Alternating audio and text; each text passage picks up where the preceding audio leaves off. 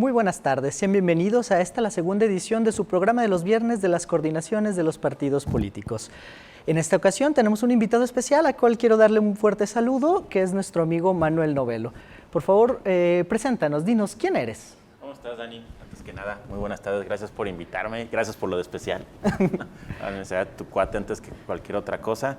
Y Dani, pues bueno, el espacio aquí creo que es precisamente para hablar de los trabajos de las coordinaciones. Pues a mí me ha tocado estar ya varios años aquí en el Congreso, 15 nada más, ¿no? Entonces, bueno, estoy a tus órdenes más que otra cosa para lo que le quieras platicar al público y sobre todo, pues quizás dejar un poquito más claro qué es lo que se hace en el Congreso. A veces la gente piensa que solo se hacen leyes, ¿no? Y hay muchísimas otras cosas de trasfondo, como este programa, por ejemplo. Precisamente de eso es de lo que queremos hablar. 15 años. ¿Qué es lo que se puede hacer en 15 años en el Congreso? Creo que lo conoces mejor que muchos de los diputados actuales, al de haber tenido tanto tiempo ahí. ¿Cuáles son las áreas en las que te has desempeñado? Mira, siempre he estado en la parte de asesores, ¿no? En la dirección o subdirección de asesores, de apoyo a diputados se llama. Y me ha tocado ser también las veces de secretario técnico en más de una ocasión, en desarrollo económico 2 veces. Fue el primero que se hizo cargo de la primera comisión de asuntos migratorios, que hoy ya fue absorbida por otra comisión, que en su momento fue un poquito polémico porque decían, ¿por qué el Congreso del Estado tiene una comisión de este tema si es federal? Pero en realidad es que Jalisco, pues, en ese momento estaba viendo a los migrantes como la región 13, porque aparte sí tiene ese nivel de producción, ¿no? Y cuando empiezas a sumar a los jaliscienses de 3 generaciones en Chicago más la de California, pues allá son 6 millones y aquí somos 7. ¿No? ¿Qué te parece si nos detenemos en ese punto? Actualmente nuestro país tiene una coyuntura muy especial con el tema bilateral y los migrantes. ¿Qué te parece lo que está sucediendo a nivel federal? Híjole, la verdad es que sacaron la rifa del tigre en esta situación porque es una suma de factores. No solo es lo que siempre hemos vivido de, ¿qué te gusta? 3 sexenios, 4 sexenios para atrás, con lo que pasa en la frontera sur, sino que además en la frontera norte tienes un presidente que, desde el inicio siempre jugó a ser un agrio defensor de la soberanía norteamericana y hacer a América grande de nuevo, ¿no? Y ese discurso lo ha llevado a tomar estas acciones que, no han sido todavía tan duras como a lo mejor en el discurso, en la parte de campaña, uno pudo haber visualizado a futuro. Ha sido muchísimo más moderado en esa parte. A estas alturas que pues, ya se está preparando para la siguiente elección, no ha deportado a la misma cantidad de gente que Obama, ¿eh? Es muy interesante porque la cuestión del discurso, mientras Obama era muy afín a los migrantes y a estos grupos, pudimos encontrar en prensa un sinnúmero de casos en los cuales había violaciones a derechos humanos. Algunas fotografías en las que pudimos ver a algunos migrantes en lugares precarios, muy similares o incluso peores que alguna prisión. Y sin embargo, Trump, a pesar de que su discurso es muchísimo más fuerte, muchísimo más álgido, no hemos visto, como bien lo mencionas, ni en cifras ni en actos esta situación. Sin embargo, sí ha puesto al Estado mexicano en cuestionamientos muy fuertes, tomando como rehén al tema del comercio. ¿Cómo ves esta parte? Sus amenazas que algunos analistas nos dicen que son solo eso, que no le permitiría a su Congreso local el poder realizar esto, ya que le afectaría mucho a la economía interna y sin embargo ha sido utilizado para poder presionar a nuestro país. Acuérdate que tenemos hoy en día un presidente empresario en Estados Unidos. War is business, especially when business is the war. So, lo que está pasando, y verlo así también estadísticamente, está por acabar su primer periodo, pues, bueno, supongo que va a tener un segundo, pero realmente Estados Unidos, ¿a quién ha atacado militarmente en estos 3 años y cachito? No, ha sido muy discursivo, como lo mencionas. Sus guerras han sido en el campo comercial. Sus guerras han sido con China, de te veto, me vetas. Vamos por el acero, ahora vamos por Huawei, ¿no? Pero no ha mandado un militar para aquel lado ponerse al tú por tú, ni tampoco a Medio Oriente, aunque tuvo que calmar ciertas cosas. Y las primeras acciones de Trump militarmente fue intentar calmar a ISIS, que era lo que estaba saliendo de control, pero no ha invertido en inventarse una guerra falsa, ni tampoco ha invertido en meterle carne al asador donde sí hubiera justificaciones de otra naturaleza para una acción militar. Parte de lo que logramos ver un poco antes de las elecciones, el tema de Norcorea, en el cual parecía que estábamos muy cerca de una polarización internacional y que Estados Unidos y Norcorea serían los principales referentes en este tema, lo cual ha pasado como a segundo plano. Hemos visto un buen tema en la cuestión diplomática entre estos países y parece que se ha disminuido esta cuestión. Pero México, ¿cómo vemos? Primero hablamos de una cuestión de puertas abiertas, lo cual ante una migración amplia, sumada con estas caravanas, algo nuevo, algo que no se había visto, nos puso también en una situación difícil, ya que el tema de derechos humanos, la reforma que hacemos a nuestra Constitución para incluirlos, los tratados internacionales, nos invitaban a hacerlo de esa manera. Pero el tema internacional y el marco con Trump nos decía que no podíamos mantenerlo. Era por ahí. Bueno, Dani, ¿alguna vez has hecho una fiesta en tu casa? Sí. ¿No? Imagínate que haces una fiesta en tu casa, el más puro estilo de las películas y de las series norteamericanas, ¿no? Si abres la puerta nomás así, ¿en qué termina? Bueno, fiesta... El amigo del amigo X. del amigo, es exactamente, ¿no? O sea, y no hay quien limpie eso al día siguiente si no contratas todo un escuadrón. Bueno, el tema de la política de puertas abiertas en tema de migración implica siempre un background para poderlo controlar. Una cosa es que seas un país amistoso, respetuoso de los derechos humanos, consciente de una realidad humana que es la migración, que ha existido desde siempre y que además, bueno, por ahí hubo un político de este país que quiso citar la Sagrada Escritura. Efectivamente, incluso la Sagrada Escritura también habla de eso, ¿no? De que hay que ser buena onda con los migrantes, porque muchas veces no lo hacen por gusto, si no serían vacacionistas. Sí, claro. Lo haces por necesidad. El tema es que cuando tú abres la puerta tienes que tener una infraestructura para recibir lo que va a llegar y hacerlo de manera ordenada. Y creo que ese es el primer punto. 2, digo, ya que me estás dando chance de hablar. Adelante. Mencionaste tú a las caravanas. Bueno, ¿cuándo habías visto los migrantes tan organizados? Que es un tema del cual varias veces se ha mencionado, si acaso es que son financiados o si las redes sociales tuvieron ese poder para poder unirlos de una manera tan rápida, tan pronta y en esta situación.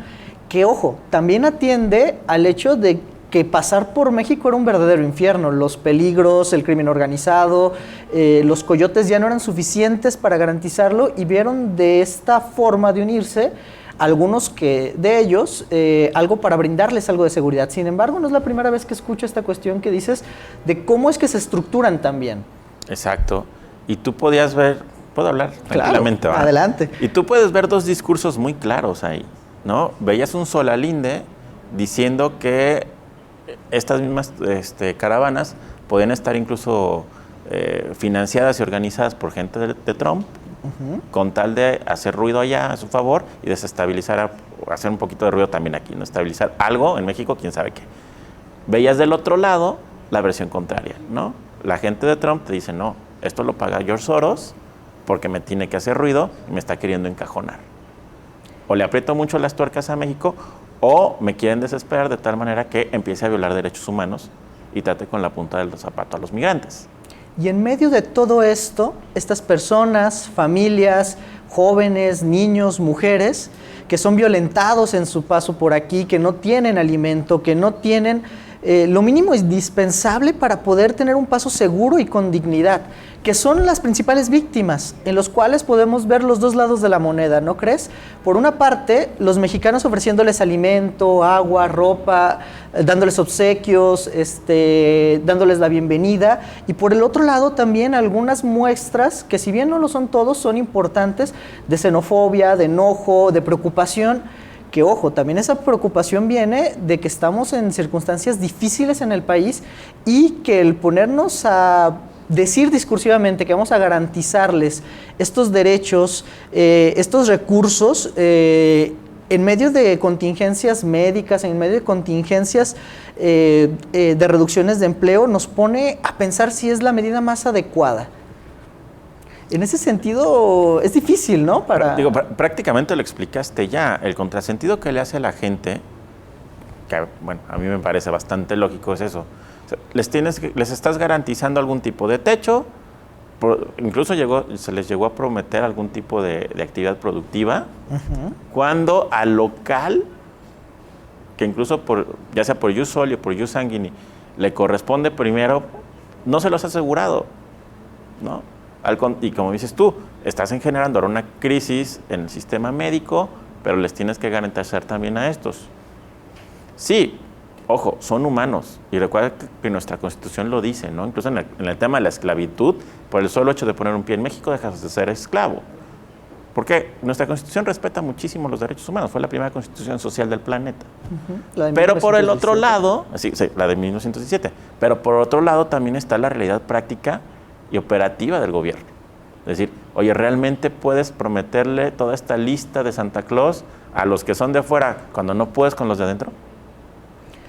Y ese es el juego también. Tienes que ver que, como te lo decía hace rato, recuerda que tenemos un presidente empresario en Estados Unidos, pero que no está solo, está arropado por grandes jugadores de ajedrez político que han sabido mover y mandar las señales necesarias para este lado de la frontera.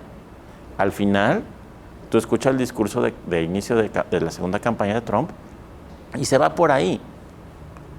El de hace 4 años, cuando baja por esas escalinatas de la Trump Tower, y a los 5 minutos ya estaba rajando en contra de Sudamérica y demás, ¿no? Hoy habla de una gran alianza con nosotros y que estamos haciendo un buen trabajo.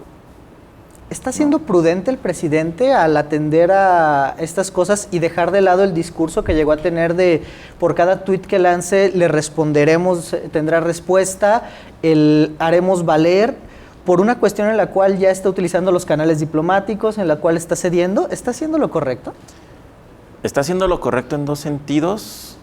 Bueno, ahí te va. El primero, no puede dejar de atender a los migrantes, insisto, por una cuestión incluso humanitaria. Finalmente son desprotegidos, e insisto, y la mayoría de estos no están aquí por gusto. Están tratando de buscar mejores oportunidades, punto.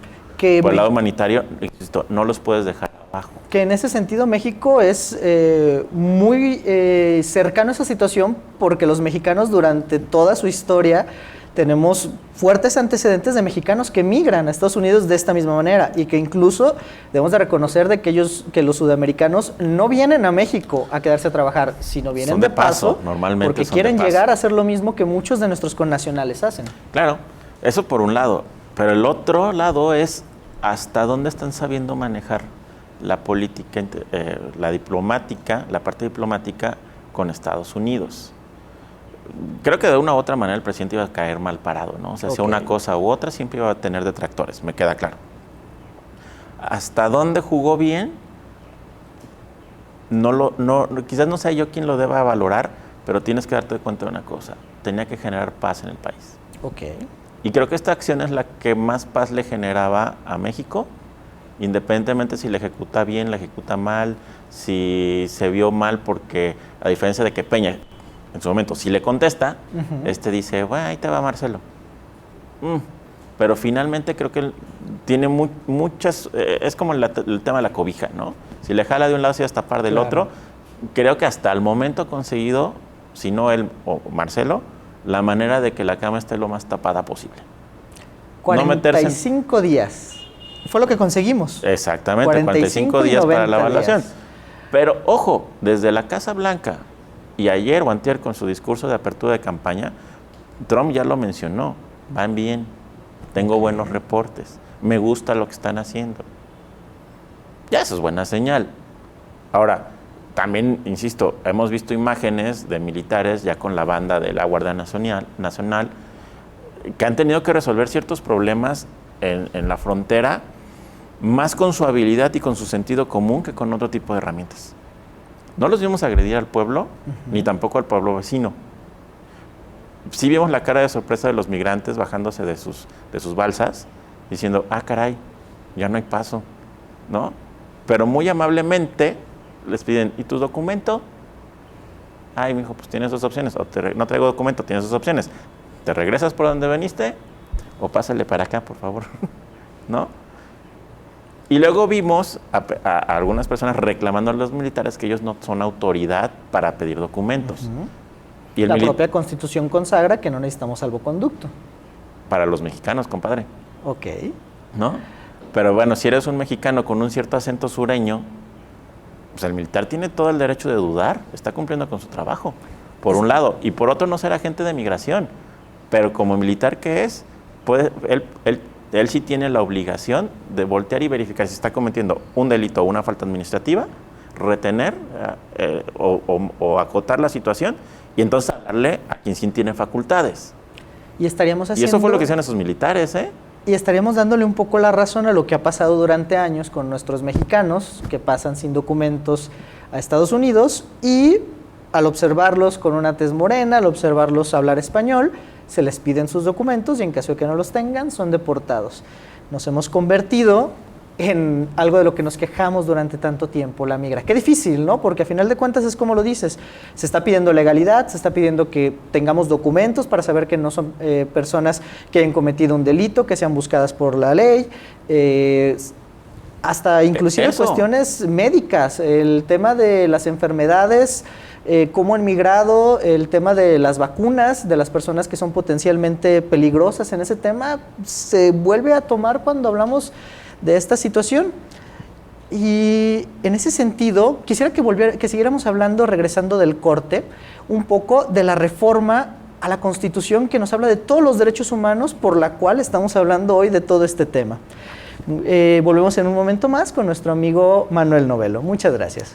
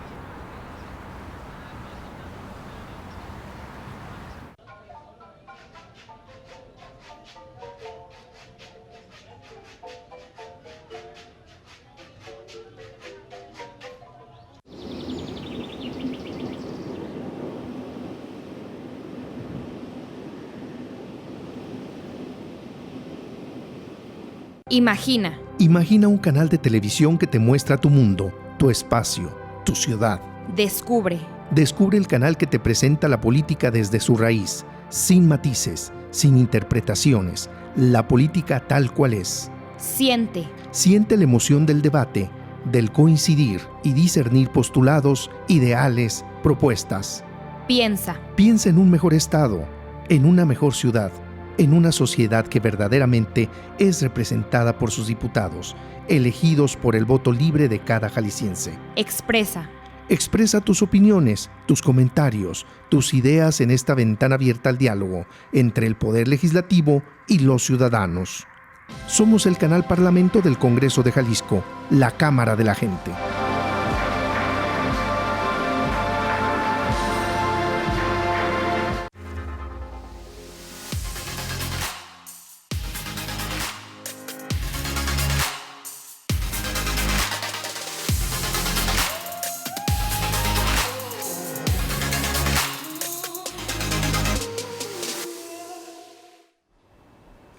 Continuamos con Manuel Novelo, exsecretario técnico del Congreso en temas de migración, un buen amigo y, por supuesto, asesor en temas en general en estos vastos 15 años que has tenido ahí.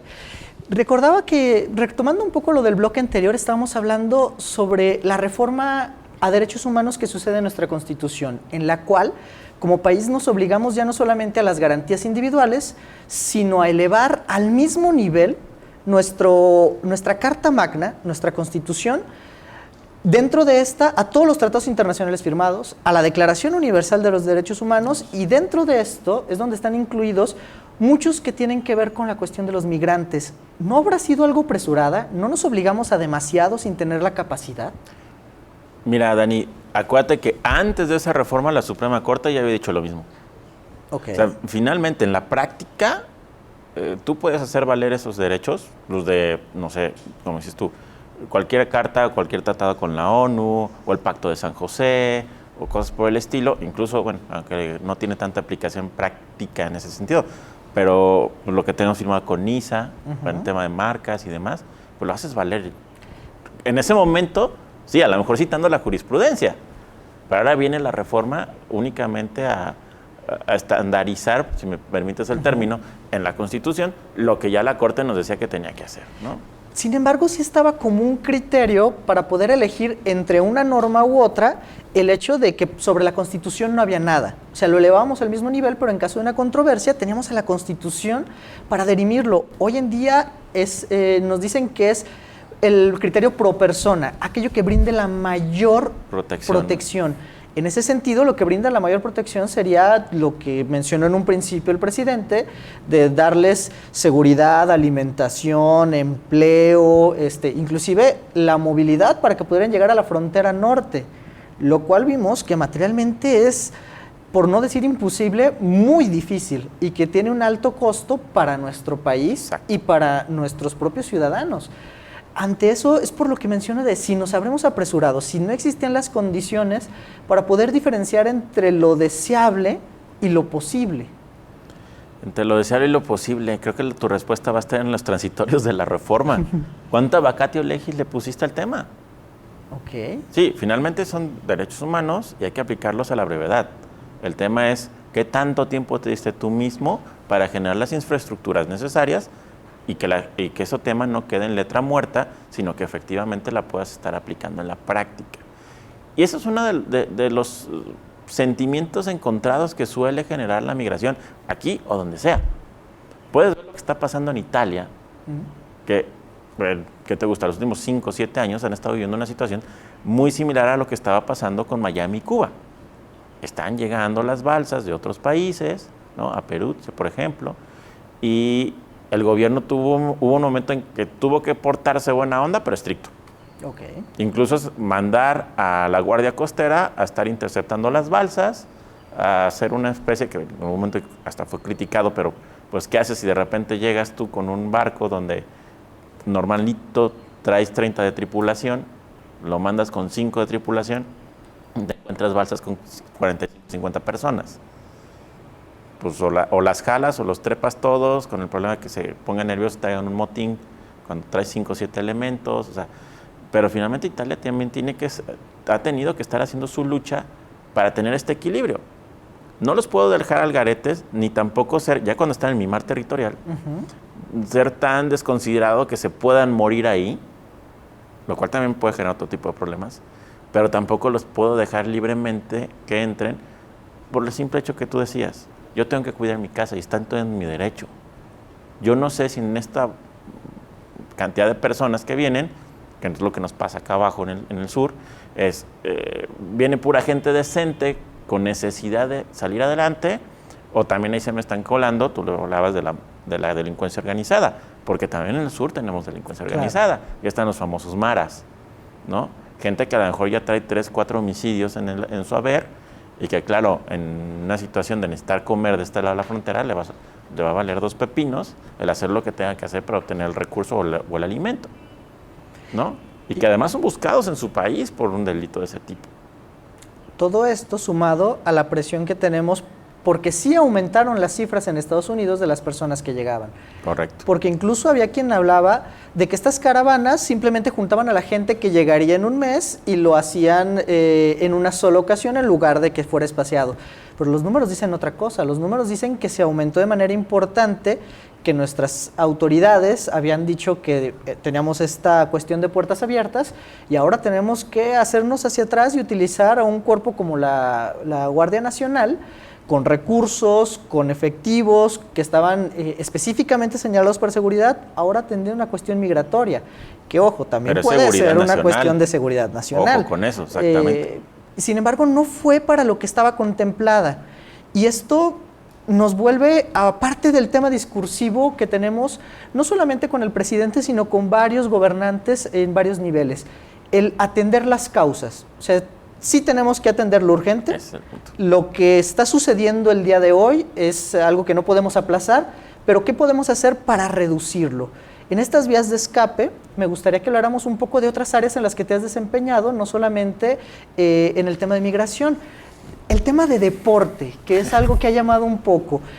Tengo entendido que también has participado en esa área desde el legislativo. ¿Qué es lo que te correspondió hacer en esa área? Mira, en algún momento me tocó hacerme cargo como secretario técnico, hacer las funciones de secretario técnico de la entonces Comisión de Juventud y Deporte. En esa época el encargado del CODE era Andrés Márquez Miranda y su segundo al mando era Gilberto Castañeda, con quien nos tocó hacer muchísimo equipo entre los dos poderes para tratar de sacar adelante la promoción del deporte institucional desde el gobierno del Estado, y también ahí me tocó ver muy de cerca algo que acabas de mencionar. Entre lo deseable y lo posible hay mucha brecha. Ok. Le podrás poner el calificativo que tú quieras, yo no lo voy a hacer. A la administración en ese momento con la que me tocó hacer mancuerna, no hay dinero que alcance.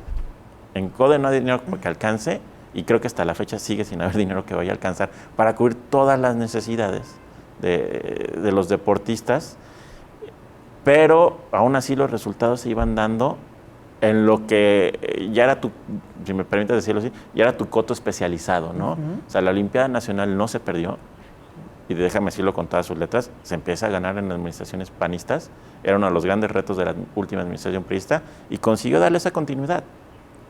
En parte quizás porque André era un hombre hecho en el CODE de toda su vida, ¿no? Y fue escalando, fue talento deportivo en su momento y demás.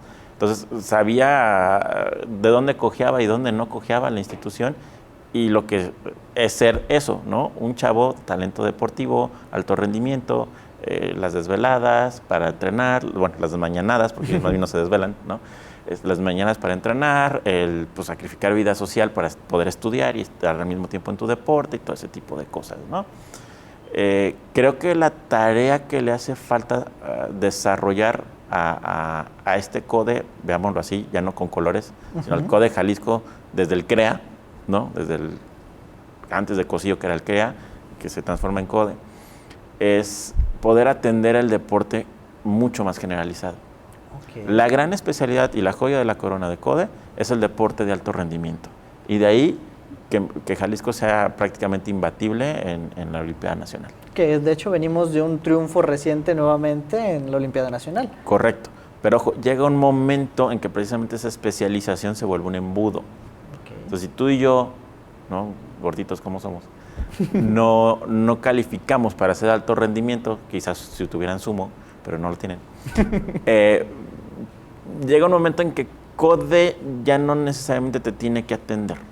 Y a lo mejor están las instituciones municipales, pero no necesariamente, tú y yo lo sabemos bien, van a tener el recurso o la infraestructura para ser tan amplio. Y es tan diverso, no es lo mismo un municipio lejano al centro que uno del área metropolitana. Claro, o sea, hay municipios como San Juan de los Lagos, que quién sabe por qué, pero tienen una amplia bendición, de empresarios muy entrones que han generado una infraestructura deportiva para la ciudadanía, desde lo privado.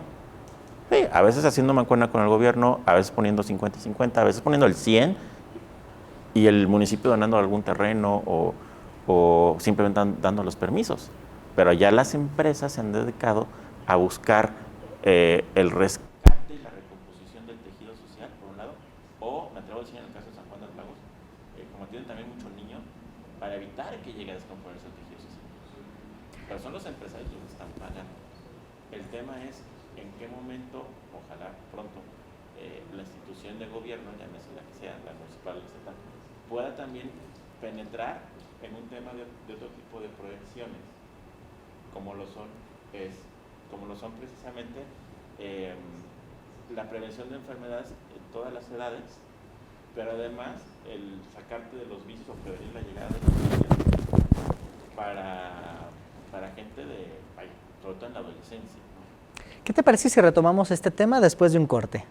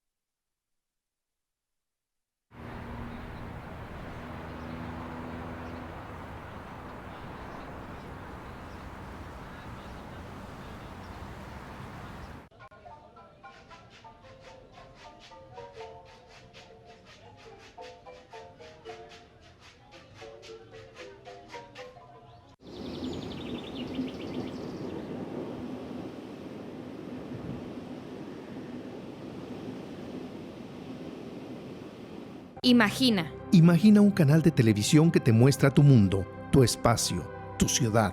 Descubre. Descubre el canal que te presenta la política desde su raíz, sin matices, sin interpretaciones, la política tal cual es. Siente. Siente la emoción del debate, del coincidir y discernir postulados, ideales, propuestas. Piensa. Piensa en un mejor estado, en una mejor ciudad, en una sociedad que verdaderamente es representada por sus diputados, elegidos por el voto libre de cada jalisciense. Expresa. Expresa tus opiniones, tus comentarios, tus ideas en esta ventana abierta al diálogo entre el Poder Legislativo y los ciudadanos. Somos el canal Parlamento del Congreso de Jalisco, la Cámara de la Gente.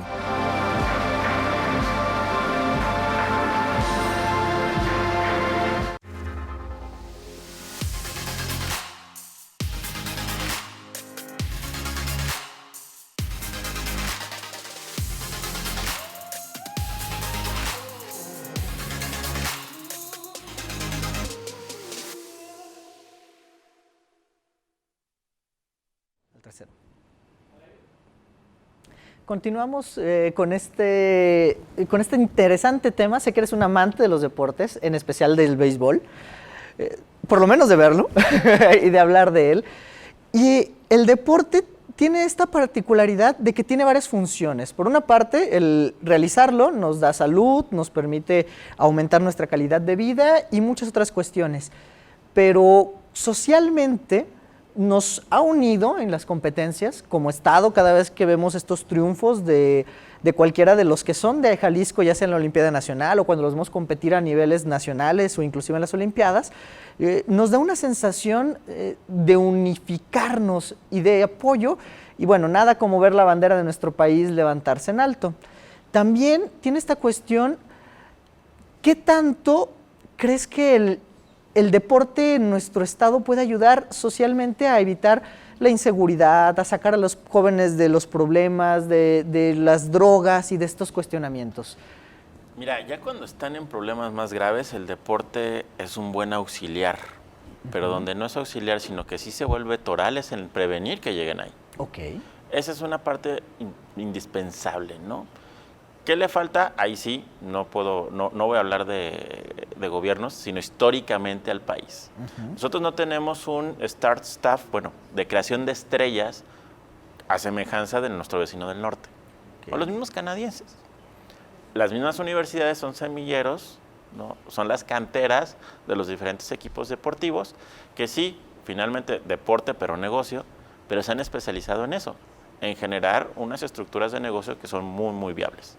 Y ahora por eso tienes, ¿no?, de manera un tanto increíble, ganando a un Manny Machado más de $300 millones, ¿no?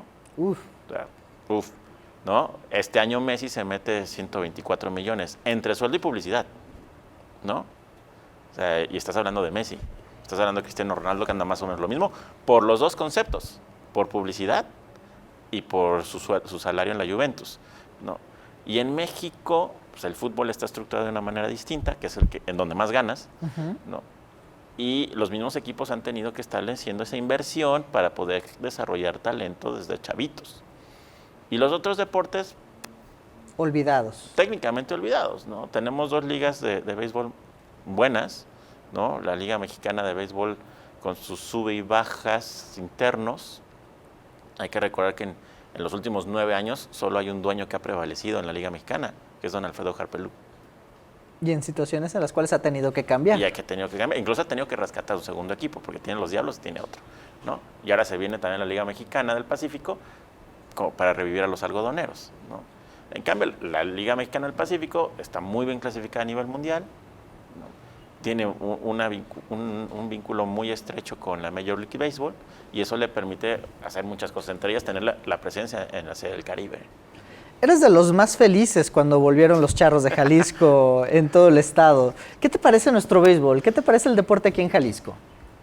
Mira, va bien y a mí me gustaría, ya que me das la oportunidad de tocar el tema, creo que tenemos que empezar a abrir la visión 360 y eso iba.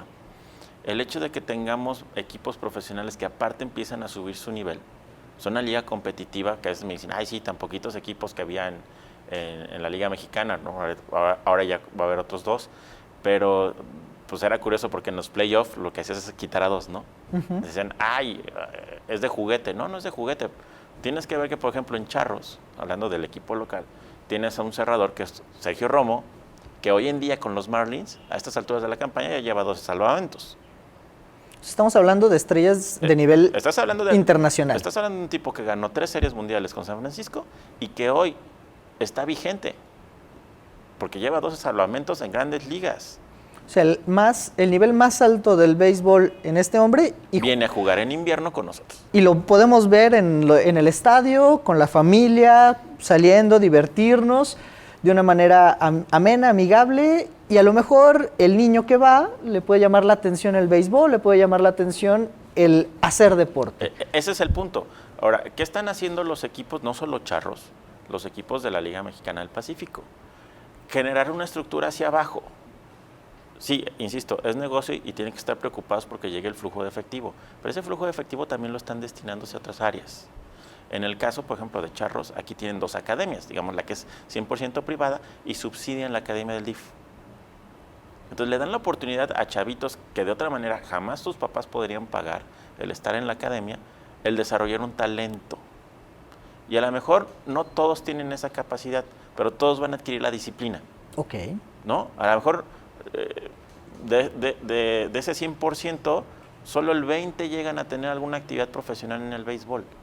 El tema es, y lo ves tal cual en las 2 ligas, pues solo tenemos al Tapatío Carrión.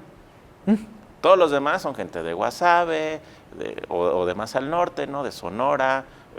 Vaya, los 2 grandes estrellas de Charros, pues Manny Rodríguez de Sinaloa, ¿no? Y Jafet Amador, pues de Mulegé, ¿no? Entonces, porque no hay tapatíos o jaliscienses en general, a pesar de... ¿Referentes? Exactamente. Pero es que, pues, ¿dónde crecían? ¿no? Tienes un Jared Borghetti, tienes a toda la tropa atlista, digamos, pues claro, porque el Atlas tenía cantera. Claro. Y el Atlas tiene muchas décadas haciendo jugadores. Chivas en su momento también debutó mucha gente que ha hecho cosas interesantes en el fútbol nacional o incluso se ha ido del país, ¿no? Pero ¿cómo desarrollas a los demás? Cuando tienes una liga, ahora por ejemplo regresa el básquetbol a Jalisco, tenemos unos gigantes en Ciba Copa, vamos a tener unos astros en la Liga Mexicana de Básquetbol.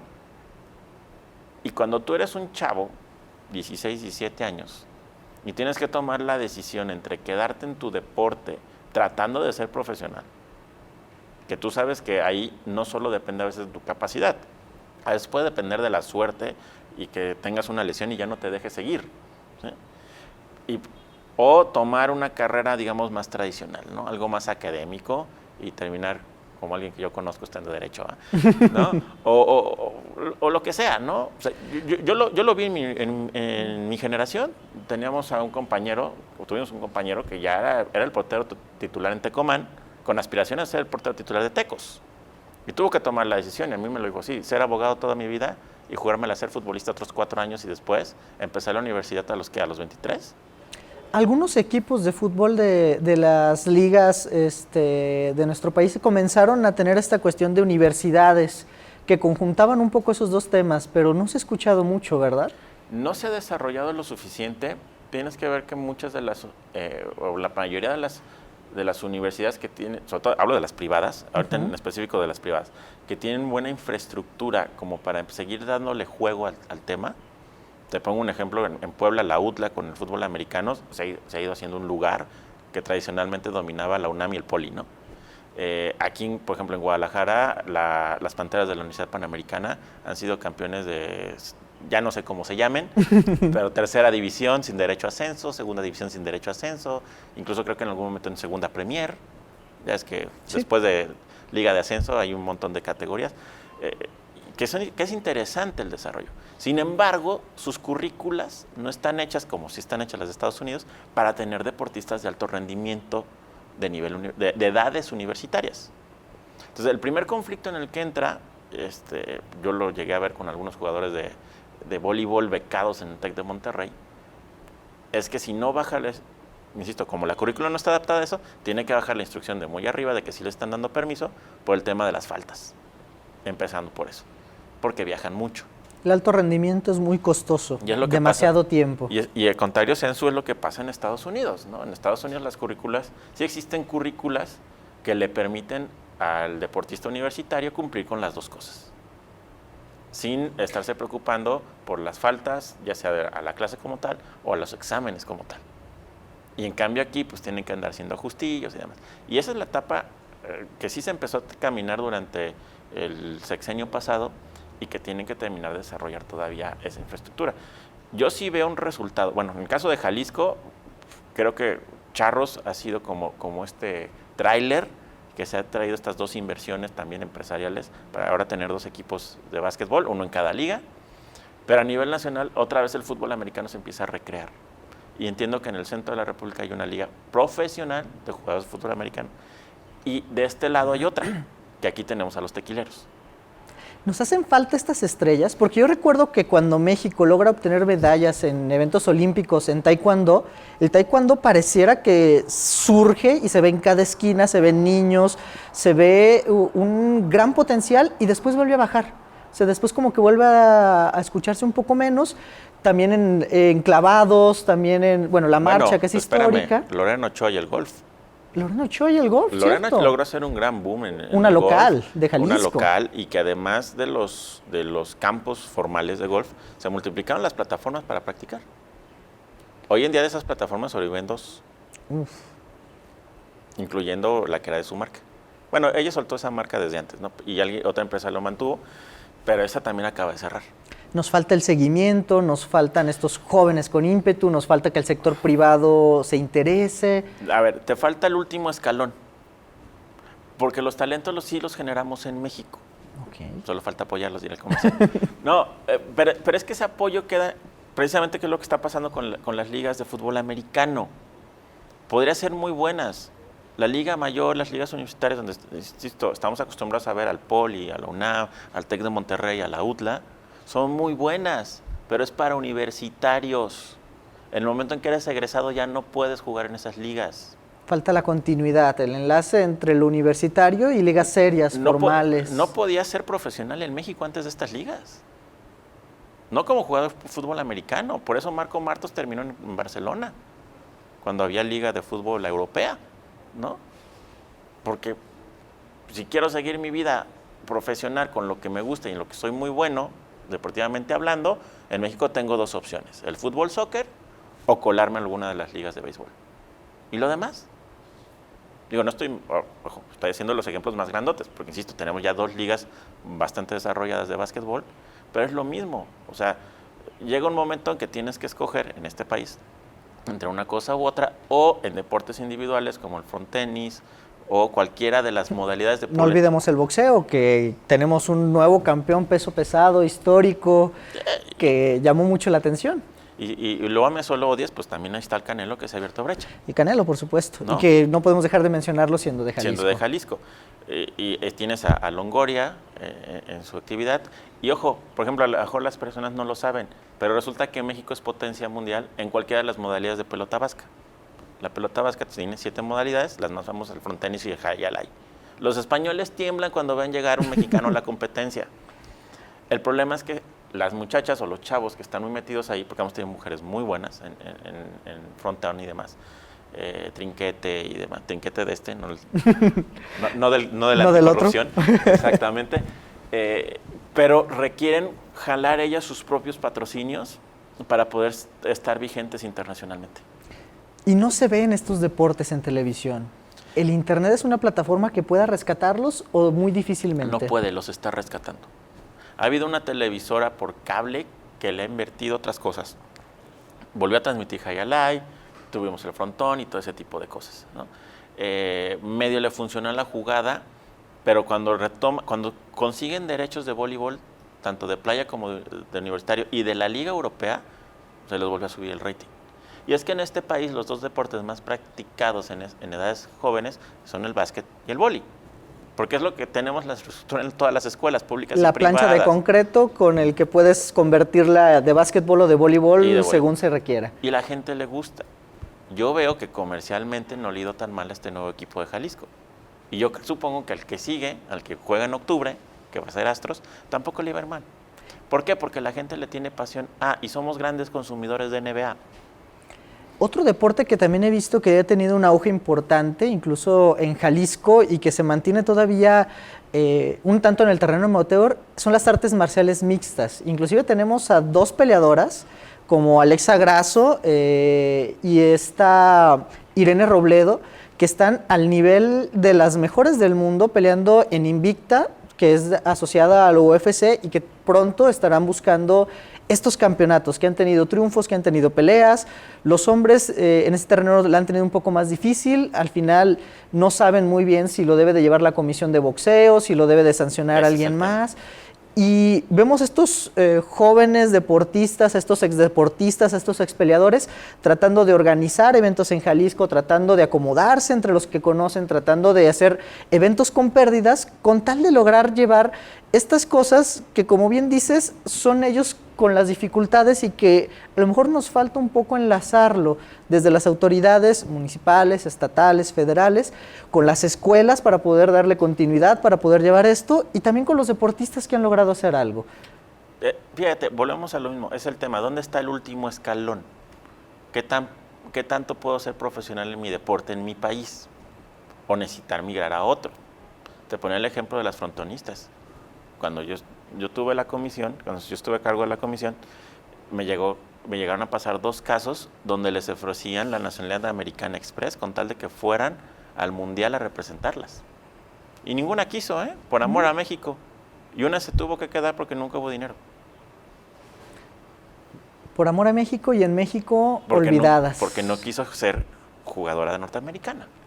Qué difícil, ¿no? Tener que elegir entre poner recursos para los viajes de un deportista de alto rendimiento, que acabamos de ver el tema de estas jóvenes que quedaron varadas y que es muy costoso el poder pagarles los viáticos, el hotel y todo esto, el pagar infraestructura en una escuela, el pagar a los entrenadores de alto rendimiento, a estos que muchas veces son extranjeros y que en otras tantas hay talento local importante, o tener que elegir entre las becas para que sigan estudiando, o tener que elegir entre los comedores escolares, el tema de seguridad. En un país tan complejo, creo que vale la pena rescatar lo que mencionabas. El deporte no es solo el obtener la medalla o el que logre el deportista, sino incentivar a los otros a que lo vean, a que lo hagan, al tema de la unidad.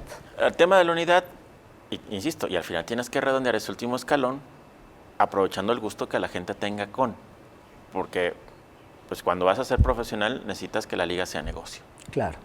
Nos guste o no, deporte, pero tiene que ser negocio precisamente para que fluya el dinero vía las marcas y vía los patrocinios y demás, y que la gente profesional pueda dedicarse también a eso y genera empleos anexos, ¿no? En redes sociales acabamos de ver un tema en el cual una institución mencionaba a Messi y decía que un solo futbolista, un solo hombre ganaba más que, y pone un número muy grande de jugadoras de fútbol femeninas.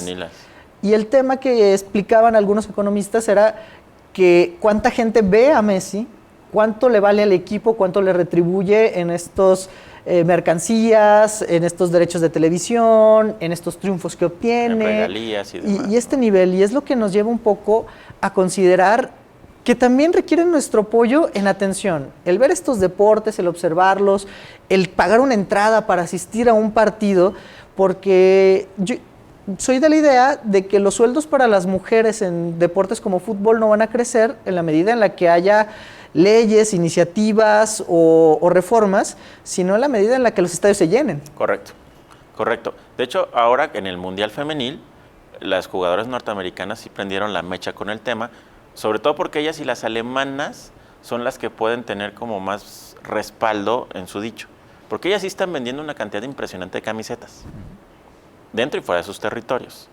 Pero de ahí en más, por ejemplo, aquí, bueno, los equipos se han puesto las pilas a generar su división femenil, también un poco por la obligación que les impuso la FIFA, sí, hay que decirlo. Pero ahí van. Sin embargo, te puedes dar cuenta que las campeonas que han existido hasta el momento, Chivas, Pachuca, Tigres, femenil, pues juegan los partidos importantes, los de liguilla, en sus estadios. Los otros en el club. Ya desde ahí, ahora, ¿están dando buen espectáculo? Sí. Y empieza a notarse ya el talento fino, el toque al estilo Benjamín Galindo, los remates. Sí, ya empiezas a ver otra cosa. Entonces, el tema es eso, por un lado la cobertura y otro es la asistencia. Y lo vemos lo mismo aquí, ¿no? O sea, este año estamos estrenando 3 equipos, ¿no? Tequileros y los 2 de básquetbol. Y van a sobrevivir en la medida de que el tema sea negocio. Y parte del negocio es la tribuna. Pero si además consigues con la euforia del inicio de las campañas y demás, que llegues el estadio se te llene o se te medio llene y vendes los abonos que te ayudan mucho porque es prepago, y de otra manera llegue la gente a la tienda del estadio y te genera $1,000,000 por partido. Solo así. Ese es el tema, ¿no? Insisto, el deporte sí te puede sacar de mucho y es socialmente indispensable, tanto por la salud como por la conservación del tejido social. Por el levantamiento de disciplinas personales, porque te ayuda a enfrentar la frustración, ¿no? Que en la vida se te van a presentar 1 y 1000 veces. Pero cuando quieres ser profesional, no estás precisamente en el mejor país para hacerlo. ¿Crees que el proyecto de López Obrador, este tema de invertir una cantidad importante en el béisbol, pueda sacar un nuevo auge a esto? Creo que la idea no es mala, no sé si la ejecución vaya a ser buena. Yo lo único que te puedo decir es que es un ciclo muy largo. Okay. No es un ciclo en el que podamos ver amplios resultados en 6 años que dura una presidencia. Porque simplemente la formación de un nuevo jugador puede empezar a los 6, 8. No, y todo el deporte es de carrera larga. O sea, la infraestructura que abres ahorita va a tener resultados en ligas en tiempo, varios años. Los jugadores, los jóvenes y niños que empiecen a practicar este deporte serán profesionales, como bien lo decías, en 6 o más años. Y los estadios empezarán a llenarse a la medida de que estos tengan resultados interesantes o que nos atrevemos a apoyarlos. Correcto. ¿Cuándo vuelven a jugar los Charros? ¿Cuándo inician nuestras ligas? 10 de octubre. 10 de octubre. No lo tenía preparado. Falta bastante tiempo.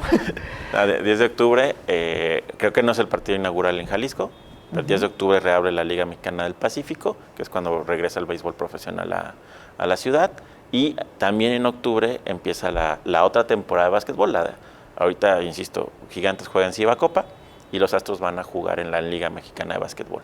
Entonces, también en octubre. En un recuento, Jalisco, ¿qué tiene para ver en deporte profesional? Ahí te va. Tenemos a tapatías y tapatíos en voleibol. Tenemos a las escaramuzas y a las Gigantes en básquetbol de Ciba Copa. Vamos a tener a los Astros, ¿no? Obviamente Chivas, Atlas y Leones en el fútbol soccer. Tengo que decir que los Leones, aunque no ganen, están en el corazón de muchos porque venimos de ahí. Exactamente. Y obviamente también pues, a los Charros de Jalisco, ¿no? Que, ojo, fíjense, digo, van a decir que luego es el cebollazo, sí, un poquito, pero fíjense cómo Charros lleva 5 años de regreso en el circuito, 2 finales y un campeonato. Señal de que sí se puede.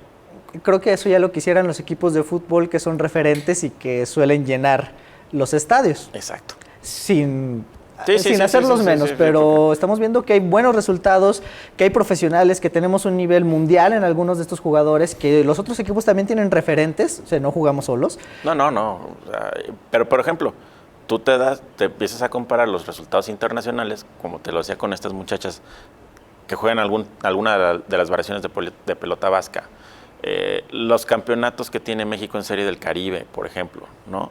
Campeonatos que han salido en otros deportes o los campeones de box contra los triunfos del deporte con más financiamiento, que es el soccer, ¿no? Y ahí es donde te empiezas a medir, decir, en algún momento la ecuación se fue hacia el soccer en este país y al final pues es el deporte, no puedo decir que es nacional porque oficialmente es la charrería, pero es el deporte de más arraigo en este país, ¿no? Incluso en el norte. Separa el país cuando hay una final, Jalisco cuando hay un Chivas América o un Chivas Atlas. Y juega la selección contra Brasil, olvídalo, ¿no? Es un tema en el cual tendremos que retomar en otro momento. Ya vimos la oferta de deportes que tenemos, hablamos de varios temas que tienen que ver desde la labor legislativa y que nos llevan a la vida diaria. Seguramente tendremos en otras ocasiones aquí, si nos gustas acompañar. Sí, Dani, porque fíjate que hasta para anticipar lo que viene, sé que tú estás muy, muy metido en el trabajo legislativo contra la corrupción. Ayer en la noche, madrugada de hoy, Mark Zuckerberg lanza Libra, una nueva criptomoneda que es la única criptomoneda ligada a un sistema ya masivo existente. Todas las otras criptomonedas nacieron por otro lado, nacieron como criptomonedas. Como el Bitcoin, como otras tantas. Exactamente, Ethereum y demás. Creo que esto sí puede ser una gran revolución y puede ser una herramienta importantísima para lo que tú legislativamente estás haciendo, que es cerrarle el paso a la corrupción. ¿Qué te parece si lo dejamos para un tema solamente de eso y te tendremos aquí en futuras semanas? Muchas gracias. No, al contrario, y un saludo a todos nuestros televidentes. Gracias.